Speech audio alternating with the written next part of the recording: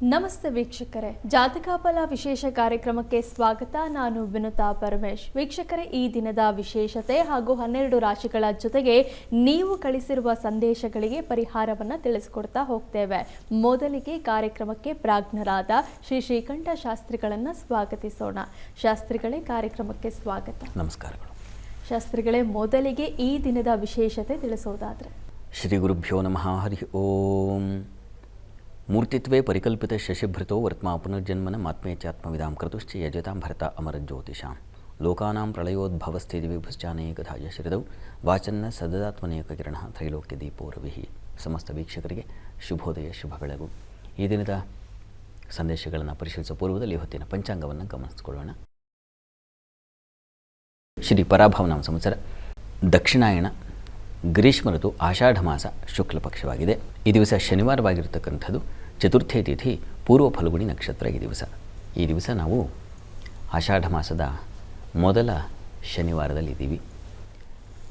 ಪ್ರತಿ ಶನಿವಾರ ಇದಕ್ಕೆ ಆಷಾಢ ಮಾಸವೋ ಅಥವಾ ಶ್ರಾವಣ ಮಾಸವೋ ಭಾದ್ರಪದವೋ ಇವುಗಳ ವ್ಯತ್ಯಾಸ ಏನೂ ಇಲ್ಲ.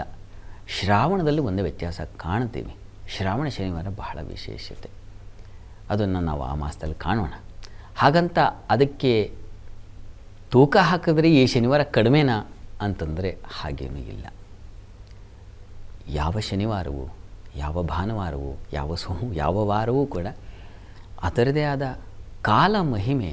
ಈಗ ಈ ಶನಿವಾರವನ್ನು ಕಳ್ಕೊಂಡ್ಬಿಟ್ರೆ ಇನ್ನು ಯಾವ ಸಂವತ್ಸರದಲ್ಲಿ ಅಥವಾ ಇನ್ಯಾವ ಮಾಸದಲ್ಲಿ ಈ ಶನಿವಾರವನ್ನು ನಾವು ದಕ್ಕಿಸ್ಕೋಬಹುದು ಹೇಳಿ? ಈ ಶನಿವಾರದ ಕಾಲದ ಮಹಿಮೆ, ಶನಿವಾರ ವಸ್ತುತಃ ಶನೈಶ್ಚರ ಕಾಲವನ್ನು ಸೂಚಿಸ್ತಕ್ಕಂಥವನೇ ಆಗಿದ್ದಾನೆ, ಕಾಲದ ಅಧೀಶ್ವರನೇ ಆಗಿದ್ದಾನೆ. ಹೀಗಾಗಿ ಆ ಕಾಲ ಮಹಿಮೆಯನ್ನು ನಾವು ಗಮನಿಸ್ಕೊಳ್ಬೇಕು. ಈ ಶನಿವಾರ ವ್ಯರ್ಥ ಅಂತ ಬಿಟ್ಟರೆ ಈ ಶನಿವಾರದ ಇಷ್ಟು ಕಾಲವನ್ನು ಯಾರು ತಂದು ಕೊಡ್ತಾರೆ ನಮಗೆ? ಯಾರೂ ತಂದು ಕೊಡಲ್ಲ. ಹೀಗಾಗಿ ಈ ಶನಿವಾರದ ಕಾಲ ನಾವು ಈ ದಿವಸ ಏನು ಮಾಡಬೇಕು? ಈ ದಿವಸ ಯಾವುದಾದ್ರೂ ಒಂದು ಉತ್ಕೃಷ್ಟವಾದ ಕಾರ್ಯವನ್ನು ಮಾಡಿದ್ರೆ ಅದು ಚಿರಸ್ಥಾಯಿಯಾಗಿ ಉಳಿತಕ್ಕಂಥ ಸಾಧ್ಯತೆ. ಸ್ಥಿರವಾರ ನಾವು ಎಷ್ಟೋ ಬಾರಿ ಶನಿವಾರ ದಿವಸ ಮೂದಲಿಸ್ಬಿಡ್ತೀವಿ, ಎಷ್ಟೋ ಶುಭ ಕಾರ್ಯಗಳನ್ನು ಮಾಡೋದಿಲ್ಲ. ಹೌದು, ನಿಜ. ಯಾಕೆಂದರೆ ಶನಿವಾರ ಆದರೆ ಶನೈಶ್ಚರನ ವಾರ, ಅವನು ಪಾಪಗ್ರಹ ಅಂತ. ಆದರೆ ಸತ್ಕಾರ್ಯಗಳನ್ನು ಮಾಡಲಿಕ್ಕೆ ಶ್ರೇಷ್ಠವಾದದ್ದು ನ್ಯಾಯಾಧೀಶ್ವರ ಅವನು. ಹೀಗಾಗಿ ನ್ಯಾಯಯುತವಾದ, ಸಮಾಜಕ್ಕೆ ಉಪಯೋಗವಾಗ್ತಕ್ಕಂಥ, ಲೋಕಕ್ಕೆ ಉಪಯೋಗವಾಗ್ತಕ್ಕಂಥ ಕಾರ್ಯಗಳನ್ನು ಮಾಡುವುದರಿಂದ ಸ್ಥಿರ ಕಾಲ ಉಳಿಯುತ್ತೆ. ಸ್ಥಿರವಾರ ಅಂತ ಕರೀತಾರೆ ಈ ಶನಿವಾರವನ್ನು. ಹೀಗಾಗಿ ಸ್ಥಿರವಾದದ್ದು ಯಾವುದಪ್ಪ ಅಂದರೆ ನೀವು ಮಾಡುವ ಸತ್ಕಾರ್ಯಗಳು. ಅದು ಸ್ಥಿರವಾಗಿ ಶಾಶ್ವತವಾಗಿ ಇರುತ್ತದೆ. ಇನ್ಯಾವುದೋ ಸಂವತ್ಸರಗಳು ಕಳೆದು ನಾವೇ ಇಲ್ಲವಾಗಬಹುದು, ಆದರೆ ಈ ದಿವಸ ಮಾಡಿದ ಕಾರ್ಯ ಉಳಿದು ಬಿಡಬಹುದು. ಹೀಗಾಗಿ ಆ ದೃಷ್ಟಿಯಲ್ಲಿ ಈ ಶನಿವಾರ ತುಂಬ ಮಹತ್ವದ್ದಾಗಿದೆ. ಪ್ರತಿದಿನವೂ ಮಹತ್ವದ್ದು ಆ ದೃಷ್ಟಿಯಲ್ಲಿ. ಹೀಗಾಗಿ ಈ ಶನಿವಾರ ಸತ್ಕಾರ್ಯಗಳನ್ನು, ಒಳ್ಳೆಯ ಕಾರ್ಯಗಳನ್ನು, 4 ಜನಕ್ಕೆ ಉಪಯೋಗ ಆಗ್ತಕ್ಕಂಥದ್ದು, ಮನೆ ಮಂದಿಗೆ, ಸ್ನೇಹಿತರಿಗೆ, ಶತ್ರುಗಳಿಗೂ ಉಪಯೋಗ ಆಗ್ತಕ್ಕಂಥ ಕೆಲಸಗಳನ್ನು ಮಾಡ್ತಕ್ಕಂಥದ್ದು. ನೋಡಿ, ಶನಿವಾರ ದಿವಸ ಬೀದಿ ಕಸ ಗುಡಿಸ್ತಕ್ಕಂಥದ್ದು, ಅಲ್ಲಿಂದ ಶುರುವಾಗುತ್ತೆ ಸತ್ಕಾರ್ಯ ಅನ್ನೋದು. ಶನೈಶ್ಚರ ಭೃತ್ಯ ಸೇವಕ. ಹೀಗಾಗಿ ಶ್ರಮವಾದ ಕೆಲಸಗಳನ್ನು ಮತ್ತು ಇಂಥ ಕೆಲಸಗಳನ್ನು ಒಂದು ಅಚ್ಚುಕಟ್ಟಾಗಿ ಇಡೀ ಬೀದಿಯನ್ನು ಗಮನಿಸಿಕೊಂಡೆ ಅಷ್ಟರ ಮಟ್ಟಿಗೆ ನೀನು ಸಹಾಯ ಮಾಡದೆ ಅದು ಸತ್ಕಾರ್ಯವಾಗುತ್ತೆ. ಒಂದು ಊರಿನ ಮಟ್ಟಿಗೆ ಎಲ್ಲ ಜನ ಸೇರಿ ಕ್ಲೀನಿಂಗ್ ಮಾಡ್ತಕ್ಕಂಥದ್ದು ಏನಿದೆ, ಆಷಾಢ ಮಾಸ ಗಾಳಿ ವಿಪರೀತವಾಗಿರುತ್ತೆ, ನಾವು ಗಮನಿಸ್ಕೊಳ್ಳೋಲ್ಲ. ಆಷಾಢದ ಗಾಳಿಗೆ ಆನೆ ಅಲ್ಲಾಡುತ್ತೆ ಅಂತ. ಹೀಗಾಗಿ ಈ ಎಲೆ ಬಳ್ಳಿ ಎಲ್ಲ ಬೀಳ್ತಕ್ಕಂಥದ್ದು, ಕನಿಷ್ಠ ಆ ಊರನ್ನು ಕ್ಲೀನ್ ಮಾಡ್ಕೊಳ್ತಕ್ಕಂಥದ್ದು, ಎಷ್ಟೋ ಕಲ್ಯಾಣಿಗಳನ್ನು ಕ್ಲೀನ್ ಮಾಡ್ತಕ್ಕಂಥದ್ದು, ದೇವಸ್ಥಾನದ ಆಲಯಗಳನ್ನು ಕ್ಲೀನ್ ಮಾಡ್ತಕ್ಕಂಥದ್ದು. ಇಷ್ಟೆಲ್ಲ ಯಾಕಪ್ಪ? ಮನೆ ಊರಿನಲ್ಲೇ ಇರತಕ್ಕಂತಹ ಸಣ್ಣ ಪುಟ್ಟ ಶಾಲೆಗಳಿರ್ತಾವಲ್ಲ, ಶಾಲೆಗಳಲ್ಲಿ ಎಷ್ಟು ಗಲೀಜು ಗಬ್ಬು ಎದ್ದಿರುತ್ತೆ. ಈ ಶನಿವಾರ ದಿವಸ ಅಂತಹ ಒಂದು ಸತ್ಕಾರ್ಯಗಳನ್ನು ಮಾಡೋದರಿಂದ, ಔಷಧಾಲಯಗಳು, ಕ್ಷೇತ್ರಗಳು ಇರ್ತಾವಲ್ಲ, ಹಾಸ್ಪಿಟ್ಲ್ಗಳಲ್ಲಿ, ಅಲ್ಲಿ ತುಂಬ ಜನ ಬರ್ತಕ್ಕಂಥ ಓಡಾಡೋ ಜಾಗ ಯಾವುದು, ಅಲ್ಲೆಲ್ಲ ಗಲೀಜೇ ಜಾಸ್ತಿ. ಅಂಥವುಗಳನ್ನ ಕ್ಲೀನ್ ಮಾಡ್ತಕ್ಕಂಥದ್ದು, ಅಂಥವುಗಳಿಗೆ ಪಾಲ್ಗೊಳ್ತಕ್ಕಂಥದ್ದು, ಕನಿಷ್ಠ ಅಂಥ ಕೆಲಸ ಮಾಡೋರನ್ನ ಗೌರವಿಸ್ತಕ್ಕಂಥದ್ದು, ಅವರಿಗೆ ಸಹಾಯ ಮಾಡ್ತಕ್ಕಂಥದ್ದು, ಹಣ ಸಹಾಯವು, ಕಾಯ ವಾಚ ಇದೆಯಲ್ಲ ಅವುಗಳ ಸಹಾಯಗಳು, ಅಂಥದ್ದನ್ನು ಮಾಡ್ತಕ್ಕಂಥದ್ದೆಲ್ಲ ಸತ್ಕಾರ್ಯವಾಗುತ್ತೆ. ಒಂದು ಊರಿಗೆ ಉಪಕಾರವಾಗುತ್ತೆ. ಮನೆ ಚೊಕ್ಕಟ ಮಾಡಿಕೊಂಡ್ರೆ ಮನೆ ಮಟ್ಟಿಗೆ, ಊರು ಚೊಕ್ಕಟ ಮಟ್ಟಿಗೆ ಊರ ಮಟ್ಟಿಗೆ. ಹೀಗೆ ಇಂತಹ ಸತ್ಕಾರ್ಯಗಳನ್ನು ಮಾಡೋದು ತುಂಬ ಒಳ್ಳೆಯದು. ಯಾವುದಾದ್ರು ಅನಾಥಾಶ್ರಮಕ್ಕೆ ಹೋಗಿ ಸಹಾಯ ಮಾಡಿ ಬರ್ತೀರಾ, ಖಂಡಿತ ತುಂಬ ಒಳ್ಳೆಯದು. ಅವುಗಳಿಗೆಲ್ಲ ಈ ಶನಿವಾರ ಮೌಲ್ಯಯುತವಾಗಿದೆ. ಅಂಥದ್ದನ್ನೇ ಶನೈಶ್ಚರ ಸೂಚಿಸ್ತಾನೆ.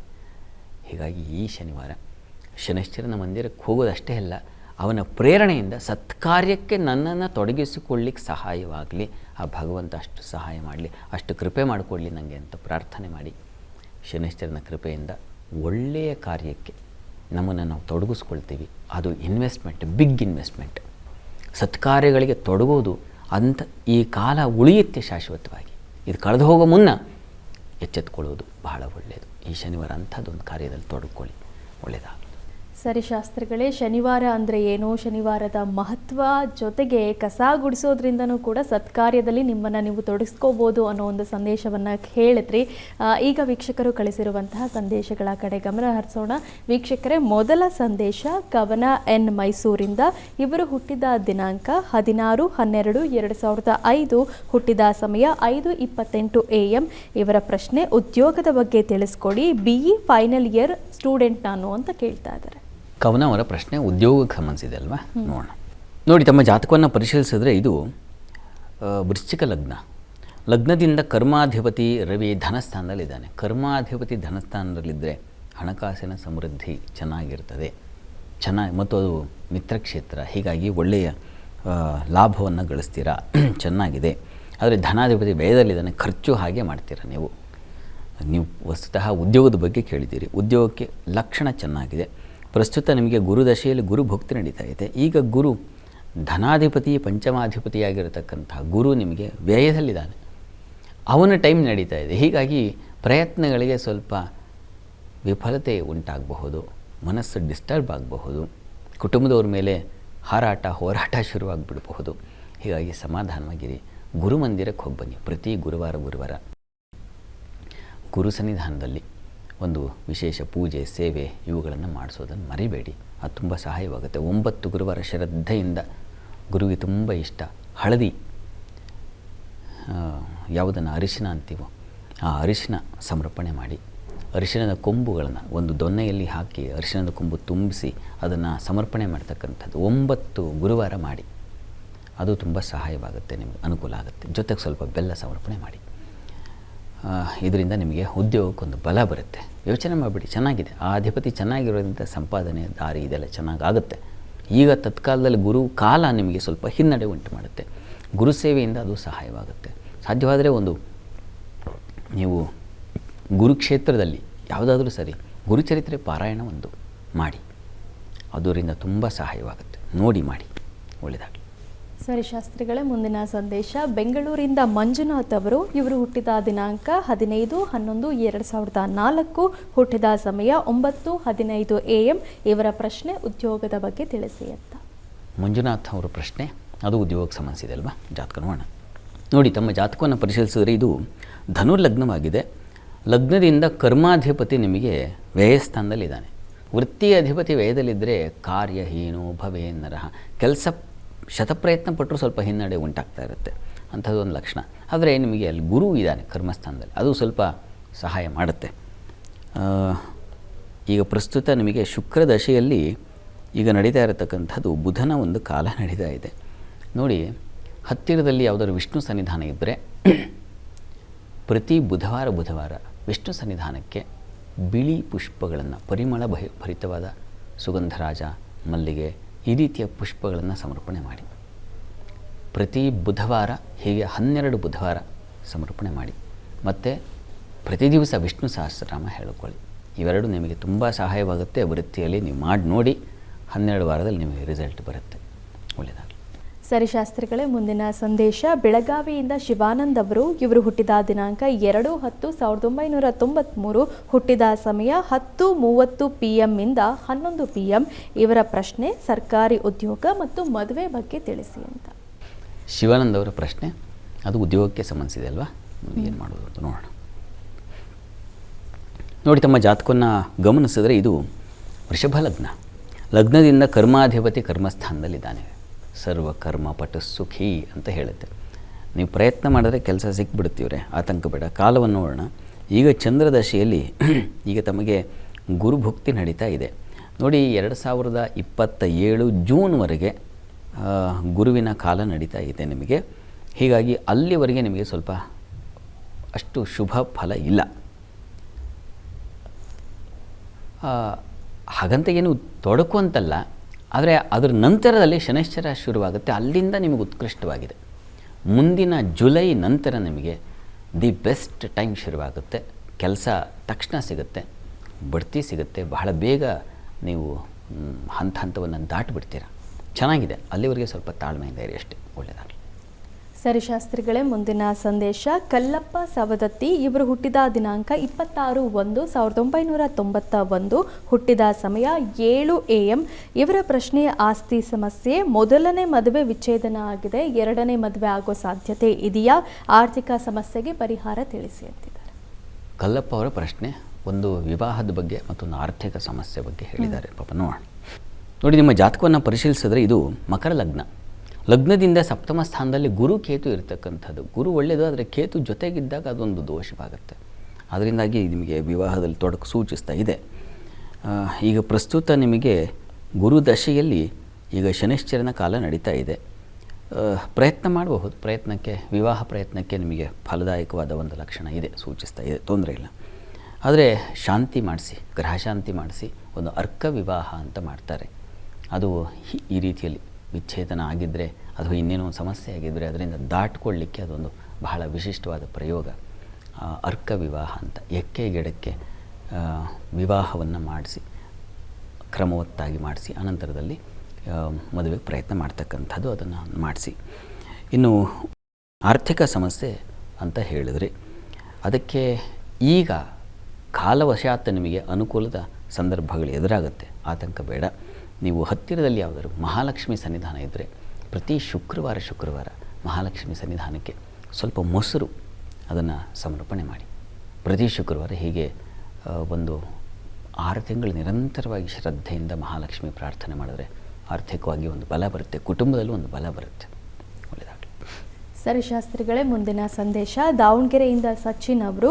ಇವರು ಹುಟ್ಟಿದ ದಿನಾಂಕ 2/6/1998, ಹುಟ್ಟಿದ ಸಮಯ 8:45 AM. ಇವರ ಪ್ರಶ್ನೆ ಸರ್ಕಾರಿ ಉದ್ಯೋಗದ ಬಗ್ಗೆ ತಿಳಿಸ್ಕೊಡಿ ಅಂತ. ಸಚಿನ್ ಅವರ ಪ್ರಶ್ನೆ ಅದು ಸರ್ಕಾರಿ ನೌಕರಿ ಸಿಗುತ್ತಾ ಅದರ ಬಗ್ಗೆ ಅಲ್ವಾ? ನೋಡಿ, ಇದು ತಮ್ಮ ಜಾತಕ ಪರಿಶೀಲಿಸಿದರೆ ಇದು ಮಿಥುನ ಲಗ್ನ. ಲಗ್ನದಿಂದ ಕರ್ಮಾಧಿಪತಿ ಕರ್ಮಸ್ಥಾನದಲ್ಲಿದ್ದಾನೆ. ನಿಮಗೆ ನೋಡಿ, ಯಾರು ಈ ಸರ್ಕಾರಿ ವೃತ್ತಿಗೆ ಬಲ ಬೇಕು, ಗ್ರಹ ಬಲ ಬೇಕಾಗುತ್ತೆ, ಅದು ರವಿ, ಶನೈಶ್ಚರ, ಹೀಗೆ ಆ ಗ್ರಹಗಳೆರಡೂ ವೀಕ್ ಆಗಿದೆ. ಹೀಗಾಗಿ ನಿಮಗೆ ಗುರು ಚೆನ್ನಾಗಿರೋದ್ರಿಂದ ನಿಮಗೆ ವೃತ್ತಿ ಅನುಕೂಲ ಇಲ್ಲ ಅಂತಲ್ಲ, ಕೆಲಸಗಳಿಗೆ ತೊಂದರೆನೇ ಆಗೋದಿಲ್ಲ. ಯಾವುದಾದ್ರು ಕೆಲಸ ನಿಮಗೆ ಪ್ರೈವೇಟಲ್ಲಿ ಸಿಗುತ್ತೆ. ಪ್ರಸ್ತುತ ಶುಕ್ರನ ಭುಕ್ತಿಯು ಕಳೆದು ಈಗ ರವಿ ಪ್ರಾರಂಭವಾಗಿದೆ. ಚಂದ್ರದಶೆಯಲ್ಲಿ ರವಿ ಭುಕ್ತಿ ಪ್ರಾರಂಭ ಆಗಿದೆ. ನೋಡಿ, 2027 ಜನವರಿ ನಂತರ ನಿಮಗೆ ಲಾಭಾಧಿಪತಿ ಕಾಲ ಶುರುವಾಗುತ್ತೆ. ರವಿ ಕುಜ ಇಬ್ಬರು ನೋಡಿ, ಈಗ ಕಾಲ ನಿಮಗೆ ಸ್ವಲ್ಪ ವೀಕ್ ಆಗಿದೆ. ಯಾಕೆಂದರೆ ವ್ಯಯದಲ್ಲಿ ಸಂಚರಿಸ್ತಾ ಇರತಕ್ಕಂಥ, ನೀವು ಹುಟ್ಟಿದಾಗ ವ್ಯಯದಲ್ಲಿರ್ತಕ್ಕಂಥ ಗ್ರಹಗಳು ರವಿ, ಕುಜ, ಬುಧ, ಇವುಗಳ ಕಾಲ ನಡೀತಾ ಇರುವಾಗ ನಮಗೆ ಸಹಜವಾಗಿ ಎಲ್ಲ ಕೈತಪ್ಪಿ ಹೋಗುತ್ತೆ. ಹಾಗಿದೆ ಈಗ.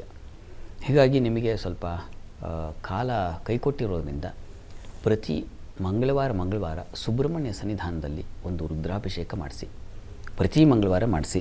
ಮುಂದಿನ 2027 ಜೂನ್ವರೆಗೆ ನಿರಂತರವಾಗಿ ಪ್ರತಿ ಮಂಗಳವಾರ ಮಾಡಿಸಿದ್ರೆ ಅದೊಂದು ದೊಡ್ಡ ತಪಸ್ಸಾಗುತ್ತೆ. ದೊಡ್ಡದಲ್ಲ, ಒಂದು ಪುಟ್ಟ ತಪಸ್ಸೆ.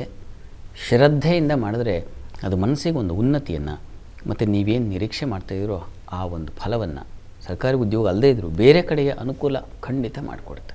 ಪ್ರಯತ್ನ ಮಾಡಿ, ಒಳ್ಳೆಯದಾಗಲಿ ತಮಗೆ. ಶಾಸ್ತ್ರಿಗಳೇ, ಮೊದಲ 6 ರಾಶಿಗಳ ಬಗ್ಗೆ ತಿಳಿಸೋದಾದರೆ 12 ರಾಶಿಗಳ ಫಲಾಫಲ ತಿಳಿಯುವ ಮುನ್ನ ಈ ಹೊತ್ತಿನ ಗ್ರಹ ಸ್ಥಿತಿಯನ್ನು ಗಮನಿಸ್ಕೊಳ್ಳೋದಾದರೆ, ವೃಷಭ ರಾಶಿಯಲ್ಲಿ ಕುಜನನ್ನು ಕಾಣ್ತಾ ಇದ್ದೀವಿ. ಬುಧ ಇರತಕ್ಕಂಥದ್ದು ಮಿಥುನ ರಾಶಿಯಲ್ಲಿ, ರವಿ ಗುರು ಜೊತೆ ಈ ದಿವಸ ಮಾಂದ್ಯೋದಯಾಗಿದೆ, ಅದು ಕರ್ಕಟಕ ರಾಶಿಯಲ್ಲಿ. ಶುಕ್ರ ಕೇತು ಮತ್ತು ಚಂದ್ರರನ್ನು ಕಾಣ್ತಾ ಇದ್ದೀವಿ, ಅದು ಸಿಂಹ ರಾಶಿಯಲ್ಲಿ. ರಾಹು ಇರತಕ್ಕಂಥದ್ದು ಕುಂಭರಾಶಿಯಲ್ಲಿ, ಶನೈಶ್ಚರ ಮೀನ ರಾಶಿಯಲ್ಲಿ. ಹೀಗಿರುವಾಗ 12 ರಾಶಿಗಳ ಫಲಾಫಲ ತಿಳಿತಾ ಹೋಗೋಣ. ಮೊದಲಿಗೆ ಮೇಷರಾಶಿಯವರಿಗೆ ಈ ದಿವಸ ಸ್ವಲ್ಪ ಪ್ರಯಾಣದಲ್ಲಿ ತೊಡಕುಗಳನ್ನು ಸೂಚಿಸ್ತಾ ಇದೆ. ಹೀಗಾಗಿ ಹುಷಾರು, ಪ್ರಯಾಣದಲ್ಲಿದ್ದರೆ ಗಮನಿಸ್ಕೊಳ್ಳಿ. ಉಳಿದ ಹಾಗೆ ಈ ದಿವಸ ಸಂಗಾತಿಯಲ್ಲಿ ಪ್ರೀತಿ, ಅನ್ಯೋನ್ಯತೆ, ವಿಶ್ವಾಸ ಚೆನ್ನಾಗಿದೆ. ಈ ದಿವಸ ಮಕ್ಕಳಿಂದ ತುಂಬ ಸಹಾಯ ಸಹಕಾರಗಳು ಮಕ್ಕಳಲ್ಲಿ ವಾತ್ಸಲ್ಯ ಜಾಸ್ತಿ ಆಗ್ತಕ್ಕಂಥದ್ದು, ತಾಯಿ ಮಕ್ಕಳಲ್ಲಿ ಬಾಂಧವ್ಯ ವೃದ್ಧಿಯಾಗೋದು, ಈ ರೀತಿಯಲ್ಲಿ ಚೆನ್ನಾಗಿದೆ. ವೃತ್ತಿಯಲ್ಲೂ ಈ ದಿವಸ ಅನುಕೂಲದ ವಾತಾವರಣ, ಔಷಧ ವ್ಯಾಪಾರಿಗಳಿಗೆ ಅನುಕೂಲ, ಹೀಗೆಲ್ಲ ಪರವಾಗಿಲ್ಲ, ತಕ್ಕ ಮಟ್ಟಿಗೆ ಅನುಕೂಲ ಇದೆ. ಪ್ರಯಾಣದಲ್ಲಿ ಸ್ವಲ್ಪ ಹುಷಾರು, ನೀರಿನ ಕಂಟಕಗಳು, ಸಮಸ್ಯೆಗಳು, ಆ ಥರದ ಒಂದು ಲಕ್ಷಣ ಇದೆ. ಹೀಗಾಗಿ ಈ ದಿವಸ ದುರ್ಗಾ ಸನ್ನಿಧಾನದಲ್ಲಿ ರುದ್ರಾಭಿಷೇಕ ಮಾಡಿಸೋದು ತುಂಬ ಒಳ್ಳೆಯದು, ಮಾಡಿಸಿ. ಇನ್ನು ವೃಷಭ ರಾಶಿಯವರಿಗೆ ವೃತ್ತಿಯಲ್ಲಿ ಅನುಕೂಲದ ವಾತಾವರಣ ಇದೆ. ಈ ದಿವಸ ವಿದ್ಯಾರ್ಥಿಗಳಿಗೆ ತುಂಬ ಚೆನ್ನಾಗಿದೆ. ಮನೆಯಲ್ಲಿ, ಕುಟುಂಬದಲ್ಲಿ ಬಂಧುಗಳ ಸಹಾಯ ಸಹಕಾರ ಚೆನ್ನಾಗಿದೆ. ಈ ದಿವಸ ನಿಮಗೆ ತಾಯಿ ಜೊತೆಗಿನ ಒಡನಾಟ ತುಂಬ ಚೆನ್ನಾಗಿರುತ್ತದೆ. ಅಮ್ಮನ ಮೇಲೆ ಇದ್ದಕ್ಕಿದ್ದ ಹಾಗೆ ಗೌರವ, ತಾಯಿಗೆ ಮಕ್ಕಳ ಮೇಲೂ ಅಷ್ಟೇ ಪ್ರೀತಿ ವಿಶ್ವಾಸ ಚೆನ್ನಾಗಿರ್ತದೆ ಈ ದಿವಸ.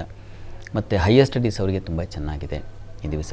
ನಿಮಗೆ ಸ್ವಲ್ಪ ಜಿಪುಣತನ ಜಾಸ್ತಿ ಆಗುತ್ತೆ ಈ ದಿವಸ ಪ್ರಾರ್ಥನೆಗೆ ನೀವು ಶನೈಶ್ಚರನ ಆರಾಧನೆ ತುಂಬ ಒಳ್ಳೆಯದು, ದೇವಸ್ಥಾನಕ್ಕೆ ಹೋಗಿ ಬನ್ನಿ. ಇನ್ನು ಮಿಥುನ ರಾಶಿಯವರಿಗೆ ವೃತ್ತಿಯಲ್ಲಿ ತುಂಬ ಚೆನ್ನಾಗಿದೆ, ಅನುಕೂಲ, ಲಾಭ ಸೂಚಿಸ್ತಾ ಇದೆ. ಸ್ವಲ್ಪ ಮಾತು ಒರಟಾಗಬಹುದು, ಸಜ್ಜನಿಕೆ ಸ್ವಲ್ಪ ಕಡಿಮೆ ಆಗಬಹುದು, ಆಲೋಚನಾ ಶಕ್ತಿ ಕಳ್ಕೊಳ್ತೀರ, ಆ ರೀತಿಯ ಒಂದು ಸಾಧ್ಯತೆ ಇದೆ, ಹುಷಾರು. ಈ ದಿವಸ ತೊಂದರೆ, ಕುಟುಂಬದಲ್ಲಿ ಘರ್ಷಣೆಗಳು, ಗುರು ಹಿರಿಯರ ನಡುವೆ ದೊಡ್ಡವರು ಚಿಕ್ಕವರು ಅಂತ ಭೇದವಿಲ್ಲದೆ ಗಲಾಟೆಯೋ ಮತ್ತೊಂದೋ ಇದು ಶುರುವಾಗ್ಬಿಡುತ್ತೆ. ಅದು ಬೇಕಾಗತ್ತೆ. ವಯಸ್ಸಿನಲ್ಲಿ ದೊಡ್ಡವರು ಇದ್ದಾರಲ್ಲ, ಅವರಿಗೆ ಗೌರವ ಕೊಡಬೇಕು, ಆ ಗೌರವ ಹೊರಟು ಹೋಗಿಬಿಡುತ್ತೆ. ಚಿಕ್ಕ ಮಕ್ಕಳು ಆ ಥರ ಆ ಒಂದು ಹುಂಬತನ ಬಂದುಬಿಡುತ್ತೆ. ಹೀಗಾಗಿ ಈ ದಿವಸ ತಪ್ಪದೆ ಶಾರದಾ ಸ್ಮರಣೆ, ಗುರುಸ್ಮರಣೆ ಎರಡೂ ಮಾಡೋದು ಬಹಳ ಒಳ್ಳೆಯದು. ಸಿಹಿ ಪದಾರ್ಥದ ಸೇವನೆಯಿಂದ ತೊಂದರೆ ಆಗುತ್ತೆ, ಆಹಾರದಲ್ಲಿ ವ್ಯತ್ಯಾಸ, ಅನ್ನಪೂರ್ಣೇಶ್ವರಿ ಪ್ರಾರ್ಥನೆಯನ್ನು ಮಾಡಿ. ಇನ್ನು ಕರ್ಕಟಕ ರಾಶಿಯವರಿಗೆ ವೃತ್ತಿಯಲ್ಲಿ ಅನುಕೂಲ ಫಲ ಇದೆ, ಲಾಭವನ್ನು ಕಾಣ್ತೀರಾ. ಈ ದಿವಸ ನಿಮಗೆ ಕುಟುಂಬದಲ್ಲಿ ತುಂಬ ಸಹಾಯ ಸಹಕಾರಗಳು, ಸ್ತ್ರೀಯರಿಗೆ ಹೆಚ್ಚಿನ ಅನುಕೂಲಗಳು, ಮಾತಿನ ಬೆಲೆ ಗೌರವ ಸಿಗ್ತಕ್ಕಂಥದ್ದು ಮಾತಿಗೆ, ಈ ರೀತಿಯಲ್ಲಿ ಅನುಕೂಲ ಚೆನ್ನಾಗಿದೆ. ವಸ್ತ್ರ ವ್ಯಾಪಾರಿಗಳಿಗೆ ಮತ್ತು ಹಾಲು ಹೈನು ವ್ಯಾಪಾರಿಗಳಿಗೆ, ಕೃಷಿ ಕ್ಷೇತ್ರದಲ್ಲಿರ್ತಕ್ಕಂಥವ್ರಿಗೆಲ್ಲ ತುಂಬ ಚೆನ್ನಾಗಿದೆ. ಪ್ರಾರ್ಥನೆಗೆ ದಿವಸ ಇಷ್ಟ ದೇವತಾರಾಧನೆ ಮಾಡಿ. ಇನ್ನು ಸಿಂಹರಾಶಿಯವರಿಗೆ ಈ ದಿವಸ ಲಾಭದಾಯಕವಾಗಿದೆ. ಈ ದಿವಸ ಸ್ಟೇಷನರಿ ಇತ್ಯಾದಿ ಈ ಕಲೆ ಸಾಹಿತ್ಯ ಇಂಥ ಕ್ಷೇತ್ರದಲ್ಲಿರೋರಿಗೆ ಹೆಚ್ಚಿನ ಅನುಕೂಲ ಸೂಚಿಸ್ತಾ ಇದೆ. ಈ ದಿವಸ ನಿಮಗೆ ಸ್ವಲ್ಪ ಮಟ್ಟಿಗೆ ವ್ಯಯ ಅದನ್ನು ಸೂಚಿಸ್ತಾ ಇದೆ. ಹಾಗೆ ಮಾತಿನ ಕೌಶಲ್ಯ ಚೆನ್ನಾಗಿರುತ್ತದೆ, ಕುಟುಂಬ ಸಹಕಾರ ಚೆನ್ನಾಗಿರುತ್ತದೆ, ಹಣಕಾಸಿಗೆ ಕೊರತೆ ಉಂಟಾಗೋದಿಲ್ಲ, ಆ ರೀತಿಯಲ್ಲಿ ಅನುಕೂಲ ಚೆನ್ನಾಗಿದೆ. ಪ್ರಾರ್ಥನೆಗೆ ಈ ದಿವಸ ನೀವು ಶಿವಶಕ್ತಿಯರ ಆರಾಧನೆ ಅದನ್ನು ಮಾಡಿ, ದಾಂಪತ್ಯದ ಮನಸ್ತಾಪಗಳು ದೂರ ಆಗುತ್ತೆ. ಇನ್ನು ಕನ್ಯಾ ರಾಶಿಯವರಿಗೆ ವೃತ್ತಿಯಲ್ಲಿ ತುಂಬ ಚೆನ್ನಾಗಿದೆ. ಕಾರ್ಯಗಳಲ್ಲಿ ಸಾಧನೆ, ಪ್ರಶಂಸೆ, ಯಾವುದೋ ಸಮಾರಂಭ ಅಥವಾ ಇನ್ಯಾವುದೋ ಒಂದು ಫಂಕ್ಷನ್ಸ್, ಗೆಟ್ ಟುಗೆದರ್, ಪಾರ್ಟಿ, ಈ ಥರದ್ದೇನೋ ಒಂದು ಹೋಗಿ ಸೇರ್ತಕ್ಕಂಥದ್ದು ಆ ರೀತಿಯಲ್ಲಿದೆ. ಅತಿ ವ್ಯಯವನ್ನು ಸೂಚಿಸ್ತಾ ಇದೆ. ಹೆಣ್ಣುಮಕ್ಕಳಿಗೆ ಪರ್ಸ್ ಖಾಲಿ ಆಗುತ್ತೆ, ಅಥವಾ ಈಗ ಕಾರ್ಡು ಸ್ವೈಪ್ ಮಾಡ್ತಾ ಬ್ಯಾಂಕ್ ಬ್ಯಾಲೆನ್ಸ್ ಹಾಗೆ ತಗ್ಗು ಹೋಗ್ತಕ್ಕಂಥದ್ದು, ಆ ರೀತಿಯ ಒಂದು ಸಂದರ್ಭ ಕಣ್ಣಿಗೆ ಭಯ ತಂದುಕೊಡುತ್ತೆ. ಇನ್ನು ಉಳಿದ ಹಾಗೆ ಲಾಭ ಇಲ್ಲ ಅಂತಲ್ಲ, ವ್ಯವಹಾರಗಳಲ್ಲಿ ಲಾಭ ಚೆನ್ನಾಗಿದೆ. ಸಂಗಾತಿಯಲ್ಲೂ ಪ್ರೀತಿ ಪ್ರೇಮ ಇದು ಚೆನ್ನಾಗಿರ್ತದೆ. ಇನ್ನು ಸ್ನೇಹಿತರ ಸಹಾಯ, ಅವ್ರ ಜೊತೆಗೆ ವಿಹಾರ ಪ್ರಯಾಣ ಇದೂ ಇದೆ ಈ ದಿವಸ ಚೆನ್ನಾಗಿದೆ. ಪ್ರಾರ್ಥನೆಗೆ ದಿವಸ ಇಷ್ಟ ದೇವತಾರಾಧನೆ ಮಾಡಿ. ತುಲಾರಾಶಿಯವರಿಗೆ ವೃತ್ತಿಯಲ್ಲಿ ಸ್ವಲ್ಪ ಕಿರಿಕಿರಿ ಇದೆ ಈ ದಿವಸ. ಶನಿವಾರ ದಿವಸನೂ ಕೆಲಸದಲ್ಲಿ ಕೂತ್ಕೊಂಡಿರಬೇಕು ಮತ್ತು ಇಷ್ಟು ಕಾಲ ವ್ಯಯಿಸ್ತಿದ್ನಲ್ಲಪ್ಪ ಅಂತಕ್ಕಂಥ ಒಂದು ಮನಸ್ಸಿಗೆ ಬೇಸರ ಆಗುತ್ತೆ. ಮತ್ತು ಈ ದಿವಸ ಸಂಗಾತಿಯಲ್ಲಿ ಆತ್ಮೀಯತೆ ವಿಶ್ವಾಸ ಚೆನ್ನಾಗಿದೆ. ಈ ದಿವಸ ಅನುರಾಗ ಚೆನ್ನಾಗಿರ್ತದೆ. ಕುಟುಂಬ ಸಹಕಾರ ತುಂಬ ಚೆನ್ನಾಗಿರ್ತದೆ. ಸ್ತ್ರೀಯರಿಗೆ ಲಾಭವನ್ನು ಸೂಚಿಸ್ತಾ ಇದೆ. ವಸ್ತ್ರ ವ್ಯಾಪಾರ ಅಥವಾ ಅಲಂಕಾರ ಕ್ಷೇತ್ರದಲ್ಲಿರ್ತಕ್ಕಂಥವರಿಗೆ, ವಸ್ತ್ರ ವಿನ್ಯಾಸಕರಿಗೆ, ಇವರಿಗೆಲ್ಲ ತುಂಬ ಚೆನ್ನಾಗಿದೆ, ಲಾಭದಾಯಕವಾಗಿದೆ. ಹಾಲು ಹೈನು ಪುಷ್ಪ ವ್ಯಾಪಾರದಲ್ಲಿರೋರಿಗೂ ತುಂಬ ಲಾಭದಾಯಕವಾಗಿದೆ, ಚೆನ್ನಾಗಿದೆ ಆಲ್ಮೋಸ್ಟ್. ಗಣಪತಿ ಪ್ರಾರ್ಥನೆ, ಗಣಪತಿ ಸನ್ನಿಧಾನಕ್ಕೆ ಹೋಗಿ ಬನ್ನಿ. ಇನ್ನು ವೃಶ್ಚಿಕ ರಾಶಿಯವರಿಗೆ ಕೆಲಸದಲ್ಲಿ ಈ ದಿವಸ ತುಂಬ ಚೆನ್ನಾಗಿದೆ. ಸ್ವಲ್ಪ ಮಟ್ಟಿಗಿನ ಅನುಕೂಲ ಶುರುವಾಯಿತು ನಿಮಗೆ. ಹೀಗಾಗಿ ಈ ದಿವಸ ಹೆಣ್ಣುಮಕ್ಕಳಿಗೆ ಹೆಚ್ಚಿನ ಅನುಕೂಲಗಳು, ಸಹಕಾರಗಳು ಸಿಗ್ತಕ್ಕಂಥದ್ದು, ದೈವಾನುಕೂಲದಿಂದ ಹೆಂಗೋ ಕಷ್ಟದಿಂದ ಪಾರನಪ್ಪ ಅಂತಕ್ಕಂಥ ಒಂದು ಬಲ ಬರುತ್ತೆ. ಮತ್ತು ಈ ದಿವಸ ವೃತ್ತಿಯಲ್ಲಿ ಸಹಕಾರಗಳು ಚೆನ್ನಾಗಿದೆ. ಈ ದಿವಸ ಹೊಸ ಪ್ರಯತ್ನಗಳನ್ನು ಮಾಡಲಿಕ್ಕೆ ಒಂದು ದಾರಿ, ಆಲೋಚನೆ ಈ ಥರದ್ದೆಲ್ಲ ಚೆನ್ನಾಗಿದೆ. ಸಂಗಾತಿಯಲ್ಲೂ ಅಷ್ಟೇ ಪ್ರೀತಿ ವಿಶ್ವಾಸ ಚೆನ್ನಾಗಿರುತ್ತದೆ. ಕುಟುಂಬ ಸಹಕಾರ ಚೆನ್ನಾಗಿರ್ತದೆ ಈ ದಿವಸ ಹೆಚ್ಚಿನ ಅಂತಹ ತೊಡಕೇನು ಕಾಣ್ತಾ ಇಲ್ಲ. ಕೃಷ್ಣ ಪ್ರಾರ್ಥನೆ ಮಾಡಿ. ಧನುರಾಶಿಯವರಿಗೆ ಈ ದಿವಸ ವೃತ್ತಿಯಲ್ಲಿ ಅನುಕೂಲ ಫಲ ಇದೆ, ಲಾಭವನ್ನು ಕಾಣ್ತೀರಾ. ಈ ದಿವಸ ನಿಮಗೆ ಕುಟುಂಬದಲ್ಲಿ ತುಂಬ ಸಹಾಯ ಸಹಕಾರಗಳು, ಸ್ತ್ರೀಯರಿಗೆ ಹೆಚ್ಚಿನ ಅನುಕೂಲಗಳು, ಮಾತಿನ ಬೆಲೆ ಗೌರವ ಸಿಗ್ತಕ್ಕಂಥದ್ದು ಮಾತಿಗೆ, ಈ ರೀತಿಯಲ್ಲಿ ಅನುಕೂಲ ಚೆನ್ನಾಗಿದೆ. ವಸ್ತ್ರ ವ್ಯಾಪಾರಿಗಳಿಗೆ ಮತ್ತು ಹಾಲು ಹೈನು ವ್ಯಾಪಾರಿಗಳಿಗೆ, ಕೃಷಿ ಕ್ಷೇತ್ರದಲ್ಲಿರ್ತಕ್ಕಂಥವ್ರಿಗೆಲ್ಲ ತುಂಬ ಚೆನ್ನಾಗಿದೆ. ಪ್ರಾರ್ಥನೆಗೆ ಈ ದಿವಸ ಇಷ್ಟ ದೇವತಾ ಆರಾಧನೆ ಮಾಡಿ. ಇನ್ನು ಮಕರ ರಾಶಿ, ಮಕರ ರಾಶಿಯವರಿಗೆ ಈ ದಿವಸ ವೃತ್ತಿಯಲ್ಲಿ ಈ ದಿವಸ ಸ್ವಲ್ಪ ತೊಡಕುಗಳಿದೆ. ಇನ್ನೂ ಸ್ವಲ್ಪ ಮಟ್ಟಿಗೆ ಸ್ವಲ್ಪ ನಿಮಗೆ ಚೇತರಿಸ್ಕೊಳ್ಳೋಕ್ಕೆ ಸಮಯ ಇದೆ. ಈ ದಿವಸ ಸಂಗಾತಿಯಲ್ಲೂ ಅಷ್ಟೇ ಮನಸ್ತಾಪ ಸಣ್ಣ ಪ್ರಮಾಣದಲ್ಲಿ ಶುರುವಾಗ್ಬಿಡುತ್ತೆ. ಸ್ವಲ್ಪ ಹುಷಾರು. ಉಳಿದ ಹಾಗೆ ಈ ದಿವಸ ನಿಮಗೆ ಸ್ನೇಹಿತರ ಸಹಾಯ ಚೆನ್ನಾಗಿರ್ತದೆ. ಹಳೆಯ ಮಿತ್ರರ ಭೇಟಿ ಅದು ಅನುಕೂಲ ಸೂಚಿಸ್ತಾ ಇದೆ. ಮತ್ತು ಸೇವಕರಿಂದ ಹೆಚ್ಚಿನ ಸಹಾಯಗಳು, ಮತ್ತು ನಿಮಗೂ ಅಷ್ಟೇ, ನೀವು ಇನ್ಯಾವುದೋ ನಾನು ಪ್ರಾರಂಭದಲ್ಲಿ ಹೇಳಿದಾಗ ಯಾವುದೋ ಒಂದು ಸತ್ಕಾರ್ಯಗಳಲ್ಲಿ ತೊಡಗತಕ್ಕಂಥ ಒಂದು ಬುದ್ಧಿ ಈ ದಿವಸ ಬರುತ್ತೆ, ಪ್ರೇರಣೆಯಾಗುತ್ತೆ, ಮಾಡ್ತೀರಾ ಕೂಡ. ಹೀಗಾಗಿ ಪ್ರಾರ್ಥನೆಗೆ ನೀವು ಆಂಜನೇಯನ ಪ್ರಾರ್ಥನೆ ಮಾಡಿ. ಇನ್ನು ಕುಂಭರಾಶಿ, ಕುಂಭರಾಶಿಯವರಿಗೆ ವ್ಯಾಪಾರಿಗಳಿಗೆ ತುಂಬ ಚೆನ್ನಾಗಿದೆ. ವೃತ್ತಿಯಲ್ಲಿರ್ತಕ್ಕಂಥವ್ರಿಗೂ ಅನುಕೂಲ, ಸ್ನೇಹಿತರ ಸಹಾಯ ಸಹಕಾರಗಳು, ಉತ್ತಮ ಸಲಹೆ ಸಿಗ್ತಕ್ಕಂಥದ್ದು, ಮಕ್ಕಳಿಂದ ಸಹಾಯ, ಮನಸ್ಸಿಗೆ ಸಮಾಧಾನ, ಇದೆಲ್ಲ ತುಂಬ ಚೆನ್ನಾಗೇ ಇದೆ ಈ ದಿವಸ. ಪ್ರಾರ್ಥನೆಗೆ ನೀವು ನಿಮ್ಮ ಮನೆ ದೇವರು ಪ್ರಾರ್ಥನೆ ಮಾಡಿ. ಇನ್ನು ಮೀನರಾಶಿ, ಮೀನರಾಶಿಯವರಿಗೆ ಕೆಲಸಗಳಲ್ಲಿ ತುಂಬ ಚೆನ್ನಾಗಿದೆ, ಅನುಕೂಲ, ಸ್ನೇಹಿತರ ಸಹಾಯ. ಈ ದಿವಸ ಸ್ನೇಹಿತರ ಜೊತೆಗೆ ಪ್ರಯಾಣ, ವಿಹಾರ, ಅನುಕೂಲದ ವಾತಾವರಣ. ಈ ದಿವಸ ನಿಮಗೆ ಮನರಂಜನೆ, ಮನಸ್ಸಿಗೆ ಹಿತ, ಕಲೆ, ಸಾಹಿತ್ಯ ಇವುಗಳಲ್ಲಿ ಆಸಕ್ತಿ, ಇನ್ನೇನೋ ಮನರಂಜನೆ, ಈ ಥರದ್ದು ಒಂದು ಕಾಲ ಆ ರೀತಿಯಲ್ಲಿ ಕಳೆದು ಹೋಗುತ್ತೆ ಈ ದಿವಸ. ಸಂಗಾತಿಯಲ್ಲೂ ಪ್ರೀತಿ ಅನುರಾಗ ಚೆನ್ನಾಗಿರ್ತದೆ. ಈ ದಿವಸ ನಿಮಗೆ ಮಕ್ಕಳ ಜೊತೆಗೆ ಸ್ವಲ್ಪ ಕಿರಿಕಿರಿ ಸೂಚಿಸ್ತಾ ಇದೆ. ಲಲಿತಾ ಸಹಸ್ರನಾಮ ಹೇಳ್ಕೊಳ್ಳಿ. ಈ ದಿವಸ 12 ರಾಶಿಗಳವರು, ರಾಶಿ ಗೊತ್ತಿಲ್ಲ ಅಂತಕ್ಕಂಥವ್ರು ಹೇಳಬಹುದಾದ ಮಂತ್ರ ಗಮನಿಸಿ. ಓಂ ಗುಣಾಢ್ಯಾಯ ನಮಃ, ಶನಿಶ್ಚರನ ಮಂತ್ರ ಹೇಳ್ಕೊಳ್ಳಿ. ಉತ್ತಮ ಗುಣಗಳು ನಮ್ಮೊಳಗೆ ಬರುತ್ತೆ. ಅಂತಹ ಒಳ್ಳೆಯ ಸದ್ಗುಣಗಳಿಂದ ನಾವು ವರ್ತನೆ ಮಾಡೋ ಹಾಗಾಗುತ್ತೆ. ಶಾಸ್ತ್ರಿಗಳೇ, ಈ ದಿನದ ವಿಶೇಷತೆ ಹಾಗೂ 12 ರಾಶಿಗಳ ಜೊತೆಗೆ ವೀಕ್ಷಕರ ಸಮಸ್ಯೆಗಳಿಗೆ ಪರಿಹಾರವನ್ನು ತಿಳಿಸಿಕೊಟ್ರಿ. ಧನ್ಯವಾದ. ಸರ್ವೇ ಜನಾಃ ಸುಖಿನೋ ಭವಂತು, ಸಮಸ್ತ ಸನ್ಮಂಗಳಾನಿ ಭವಂತು. ಎಲ್ಲರಿಗೂ ಶುಭವಾಗಲಿ. ವೀಕ್ಷಕರೇ, ಇದಾಗಿತ್ತು ಇವತ್ತಿನ ಜಾತಕ ಫಲ ವಿಶೇಷ. ನೇರ ದಿಟ್ಟ ನಿರಂತರ ಸುದ್ದಿಗಾಗಿ ನೋಡ್ತಾ ಇರಿ ಏಷ್ಯಾನೆಟ್ ಸುವರ್ಣ ನ್ಯೂಸ್. ನಮಸ್ಕಾರ.